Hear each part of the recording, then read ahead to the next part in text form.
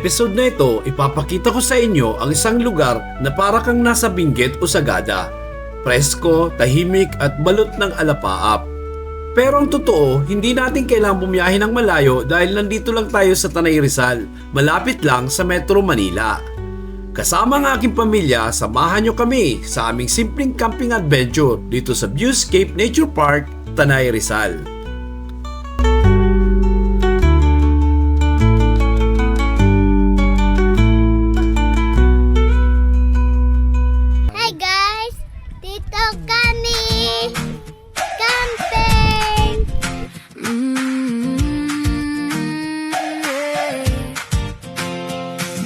Umaga, biyahe na tayo mula Quezon City, sayay sakay ko.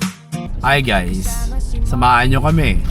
First time namin magpa-family camping dito sa Viewscape Nature Park sa Tanay Rizal. So ipakita namin sa inyo kung anong mga facilities at kung gaano kaganda ang Viewscape Nature Park. Kasama ko si Marga, Mami Ailey at si Bongbong. Let's go!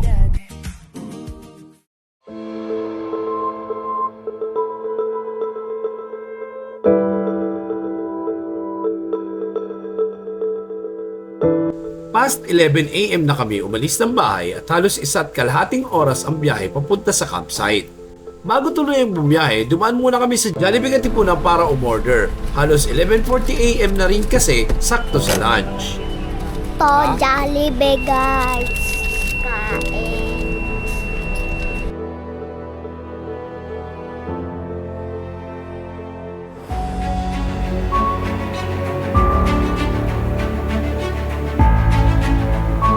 Pagkatapos nun, tuloy-tuloy na ang aming biyahe habang unti-unting napapalitan ang ingay ng syudad ng malamig na hangin at relaxing na tinawin ng bundok.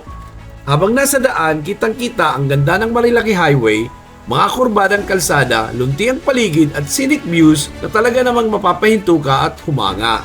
Mula Antipolo, ramdam na ang pagbabago ng ambience. Mas presko ang hangin, mas tahimik ang paligid at mas exciting ang pakiramdam habang papalapit na kami sa aming destinasyon.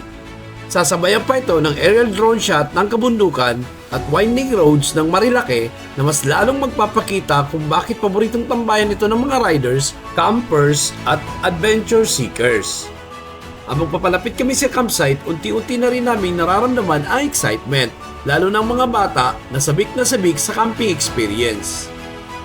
Eto na tayo sa Viewscape and Nature Park.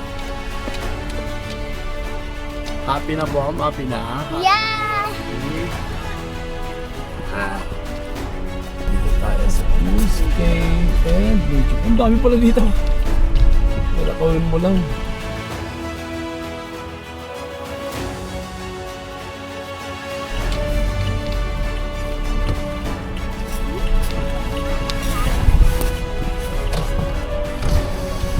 Available pa yung car camping. Available sir. Punta na lang po. Punta muna ako doon. Pero sir, depende po muna dito sir. Camping tayo sa Viewscape Nature Park, sa Tanay Rizal, under the stars. Tahimik ang gabi, malamig ang hangin, kasama ang pamilya, sarap ng feeling. Camping tayo, memories ang baon, hindi man magarbo, saya'y umaapaw sa simpleng sandal. Nag-car camping lang kami kaya pagdating namin sa campsite, dumiretso muna ako sa information area para sa registration ng payment. Kinuha namin ang overnight car camping package sa halagang 1,000 pesos plus entrance fee na 300 per person para sa mga above 5 years old. At kung gusto mo namang mag-swimming, may additional fee rin, depende na sa napili mong access. Pagdating namin, medyo mainit pa dahil nasa bandang 2:30 PM pa lang. Kaya nagpahinga muna kami at nagbanding sa ilalim ng kahoy habang nagpapalamig at ini-enjoy ang peaceful na paligid. After 30 minutes, nagsimula na akong mag-setup ng tent habang ang mga bata naman ay excited na ini-explore ang paligid ng campsite. Pagsapit ng hapon, unti-unti nang dumating ang malamig na ihip ng hangin, yung klase na preskong simoy na bihira mong maramdaman sa lungsod. Habang palubog ang araw, mas lalo naming na-appreciate ang tahimik na ambience ng lugar. Walang ingay ng traffic, puro hangin, nature sounds, at simpleng saya kasamang pamilya. Dumating ang gabi at nakaluto na rin si Mami ng aming hapunan. Sa ganitong setup, mas masarap talagang pagkain. Simple lang pero ramdam mo ang comfort, saya at camping life. Panalo na tayo.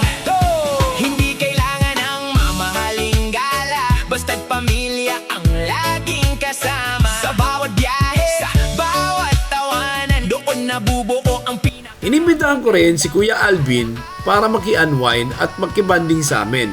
Dumating siya bandang 9 PM na at doon na nagsimula masayang kwentuhan, tawanan at kulitan. Sa sobrang sarap ng usapan, inabot kami ng halos 12 midnight nang hindi na mamalaya ng oras. Kakaibang feeling talaga kapag nakahanap ka ng ganitong klaseng unwind. Paminsan-minsan parang kahit saglit nawawala ang stress sa buhay at napapalitan ng peace of mind.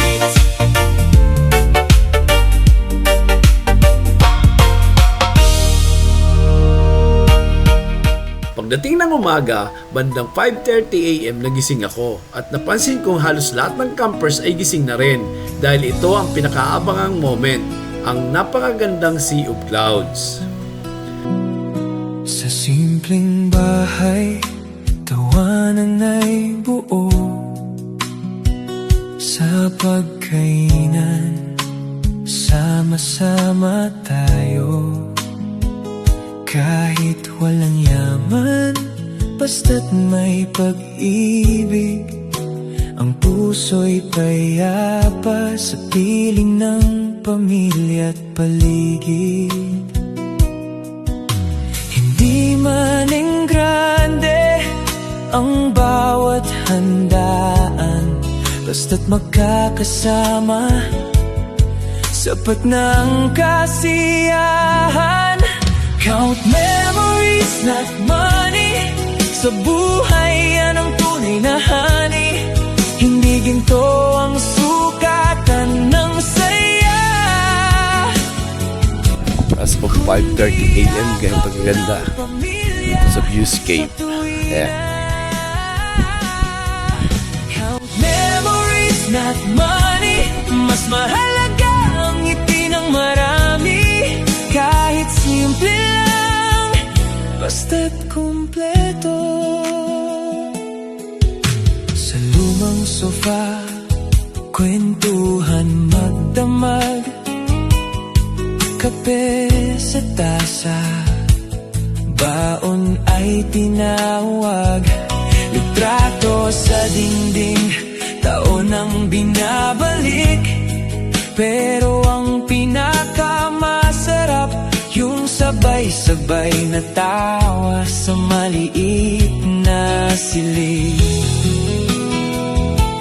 Matapos ang mahabang araw ng bonding at camping experience, may nakilala rin pala akong bagong kaibigan, si Kuya Froilan. Papakilala ko sa inyo ang aking naging kaibigan, si Kuya Froilan. Ay, dito sa Viewscape Nature Park. Isa sa mga kapitbahay naming campers sa campsite, mas lalo pa naging masaya ang araw dahil sa kwentuhan, sharing ng mga camping experience at simpleng tawanan. Pagkatapos namin mag-breakfast habang unti-unting sumisilip ang araw sa kabundukan, nagsimula na rin akong magligpit ng aming mga gamit. Ayaw ko na rin tanghaliin sa pagdidismantle ng tent dahil medyo may init na rin kapag inabot ng tanghali. Kaya mas okay na habang presko pa ang hangin ay maaga nang makapag-ayos. Isa-isa naming niligpit ang tent, camping gears at gamit habang ramdam pa rin ang peaceful vibes ng lugar na parang ayaw mo pang umalis. At dito nagtatapos ang aming camping adventures. Sana ay nagustuhan nyo ang aming munting kwento. Minsan hindi mo kailangan ng mamahaling bakasyon. Kailangan mo lang ng tamang lugar, tamang kasama at alaalang hindi mababayaran. Maraming salamat sa inyong panunood. Hanggang sa susunod na adventure.